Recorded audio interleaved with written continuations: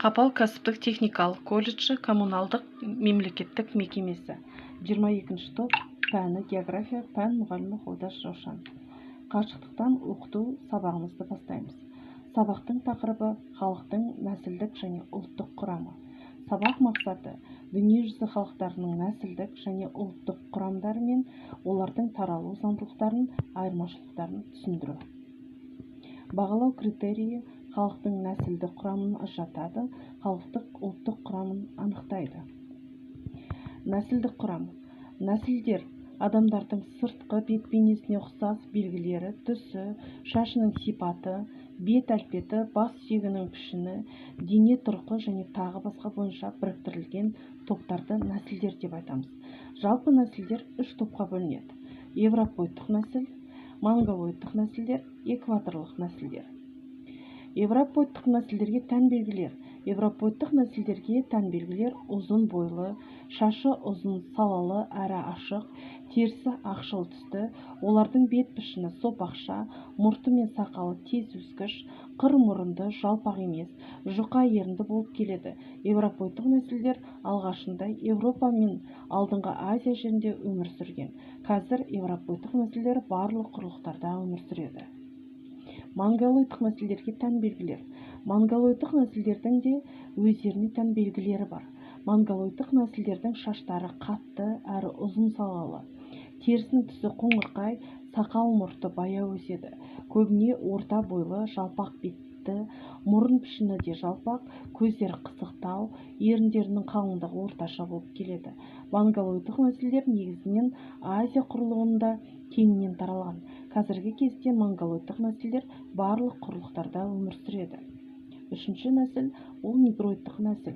Негроидтық нәсілдердің шаштары бұйра, әрі қара түсті, терісінің де түсі де қара, сақал мұрты баяу өседі, мұрны жалпақ, бет пішіні сопақша, көздері үлкен, еріндерінің қалыңдығы айқын байқалады.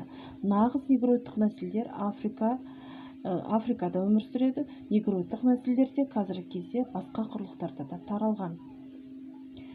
Екінші жұмысымыз дүниежүзі мемлекеттерінің ұлттық құрамы. Жалпы мемлекеттің ұлттық құрамы бір ұлтты және көп ұлтты болып екі топқа бөлінеді.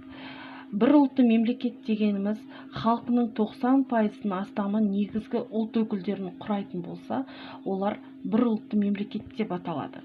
Мысалы, Дания, Швеция, Жапония, Корея сияқты. Мысалы, Жапонияны алатын болсақ, Жапонияның 99% өзінің жапондықтар тұрғандықтан, олар бір ұлтты мемлекеттердің қатарына жатады. Көп ұлтты мемлекеттер дегеніміз бір немесе бірнеше ұлт өкілдерінен тұратын болса, олар онда көп ұлтты мемлекеттер деп аталады. Мысалы айтатын болсақ, Үндістан, Нигерия, Индонезия, Ресей, ақш. Көп ұлттың құрамы бір ұлтты Жапония, Корея, екі ұлтты Канада, Бельгия, көп ұлтты Үндістан, Қазақстан. Мысалға алайық, Қазақстан ТМД-ның барлық елдерінің ішіндегі ең көп ұлтты мемлекеттерінің қатарына кіреді. Қазақстанда 130-дан астам ұлттар мен халықтар, ұлттық және этностық топ өкілдерінен тұрады. Халықтың этностық құрамындағы ұлттар қазақтар, орыстар, украиндер, немістер, өзбектер, татарлар, ұйғырлар. Қазіргі халықтың ұлттық құрамы едәуір өзгерді. Қазақтардың қазіргі үлесі 63,3%-ға жетіп отыр. Оған халықтың табиғи өсімі, сонымен қатар Қазақстаннан шет жерлерде қазақтардың келуі мүмкіндік берді. Шет елдегі қазақтардың өз отанына оралуын репатриация дейді.